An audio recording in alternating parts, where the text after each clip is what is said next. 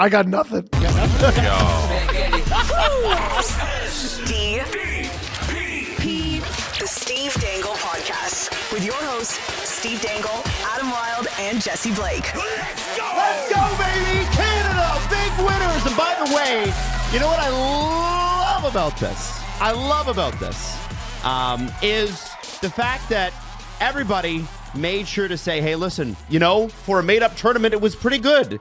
And here's I'm here to tell you something. Camera on me for just a second. Oh. Every tournament is a made-up tournament. Every tournament is a made-up tournament. When you put your country's jersey on, it matters. And oh, baby, did last night matter. That was one of the best hockey games of all time. And I want the lead story, the highlight, the headline. Jordan Binnington, I'm so sorry. Jordan, I am so gosh darn sorry. I think that is the most Canadian way to start this. Yep. Sorry. I doubted you. We are so sorry. I doubted you. You proved me wrong. Who was Canada's best player last night? Jordan Binnington. Jordan Binnington. I was shocked he didn't get MVP. I was very surprised. So was McDavid. Yeah, I'm sure he was. He looked pretty surprised. I mean, you know what's not fair at all? What's that? I was talking to someone on the way here, and maybe this is blind bias. Before his final shift, I thought Matthews was the best American forward. Mm-hmm. And I think there was an argument at the end of the game that Marner was either the best Canadian forward. I think he was in the top three. They both had 2 primary assists. Yes. Like just a crazy back and forth game. Congrats to everyone who said Canada 3-2. Including that's our default. Leafs coach Craig Berube. He sure as shit did, Adam Wilde. Which is great. He sure did. Oh. I also went to bed at 3, woke up at 8, and it's never been easier to do. We'll get into Jordan Binnington, and we're going to start with Jordan Binnington because that's the fair thing to do. That is the thing that you need to do. But I do want to do a quick shout out to everybody, new and old, who tuned into the SDPN YouTube channel last night. Between Jesse's pregame stream and Steve's in-game stream, we had 400,000 views and still counting. I can't believe it. So I just want to say those are just titanic, enormous numbers. I also want to thank Jesse and Steve and the entire team behind the scenes here for doing a great job. It was awesome. Some really great Canadian heritage moments. Jesse does a mean trivia. You do games well, man. I want to shout out Maddie's friend from Minnesota who tuned into Steve's stream. Maddie Soda. Maddie Soda, all right. They couldn't get the game, so they're just listening to you do the broadcast, and they were, even as an American, they're happy with your call at the end because of all of your excitement. So shout out. What's their name? His name's Justin. Shout out Justin. Yeah, honestly, shout out Justin. If you're in the car and you can only listen to a radio feed, just put Steve on YouTube on. Yeah. And it's better. Straight up better. It's straight up better. Canada has it in the neutral zone. They fish it out of their own end. They're behind the net. Thank you for the 5 gifted subs. They advance it up the ice. Now, Jesse, I sent you a video. Yes. And I want to play this video of our king, Jordan Binnington, being asked to describe the Tkachuk brothers. Here you go. The Tkachuk brothers in one word. Brothers. For anybody that missed it, he said brothers. One more time? Yeah. That's our king. Okay. Describe the Tkachuk brothers in one word. Brothers. Brothers.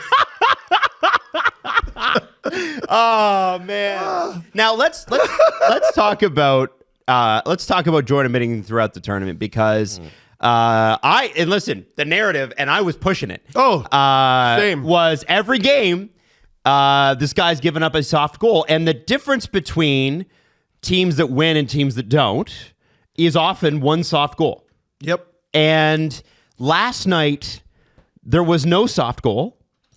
And some of the greatest, glove-saving action I've ever seen in my life. I don't think Brodeur could do it like that. One of the greatest overtime performances I've ever seen from a goaltender. Amazing. Off the top of my head, it's tricky, man. Carey Price, Game 6 against Toronto, 2021, was pretty spectacular. Yep. The State should have won that game 3-4 times. Well, 3-4 times. And like 2 or 3 of them off Matthews' stick. yeah. It's a different so interesting, because it was the conversation this morning could be Austin Matthews, Team America overtime hero. It very narrowly was. That'd be awful. It would be. I would have hated that. I wouldn't come into work. I'd take the day off. You know how I was about on that. time today? I wouldn't have been. No. Absolutely not. See you guys on Monday. We're skipping Friday's episode. Peter Baugh posted this. Jordan Binnington is a flawed goaltender, but his career numbers in winner-take-all games are as follows. He made 23 of 30 saves in the 2019 second round Game 7 game against Dallas. I'm sure Steve remembers every minute of that. Wait, what was the number? What? 29 of 30 saves. Oh, 29 of 30. I thought you said 23 of 30. I'm No, like, that's 20 awful. 29. And still won. Yeah, Still won. Clutch. Still won. Wow. 32 of 33 saves in the 2019 Stanley Cup Final, Game 7 against Boston, and 31 of 33 in the Four Nations Face-Off Final. That's 3-0. Dude, you could go back to his days in the OHL. You really could. Like with the Owen Sound attack, that was a really overmatched team in the OHL that shouldn't have gone as deep into the playoffs as they did, and they won the whole damn thing. Winner take all game on the road. Mm-hmm. It's what Binnington does. He wins winner take all games on the road. It felt like he was pulling a prank on us when he was making those saves in overtime. I was like, it's not the same guy. It didn't feel real. You know what? He didn't look nervous. No. He didn't look nervous. Man, ice in his veins. I'm trying to think of another goalie who tricks us so effortlessly. Remember the narrative getting pushed like 8 years ago-ish that Jonathan Quick wasn't good?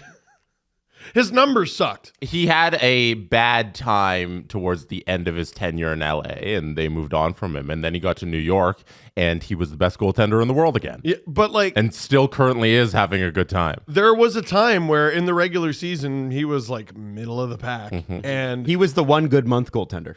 there was like basically no one you'd rather have in net in the spring. Yeah. When you get to the playoffs, Jonathan Quick shows up. Yeah. So, and what I mean by that is like one good month in the regular season, and people are like, "This guy stinks," and then you get him in the playoffs, and he's a god. And like, listen, hockey, sports, grossly overuse the been there before championship pedigree narrative. You saw it. You mean Binnington there before? You see? You saw it in that game. You saw it. Like that is stupid. The saves he made were stupid. He made the best save of the tournament probably 4 different times last night. Probably consecutively with those glove saves. Brady Tkachuk is going to see him in his nightmares.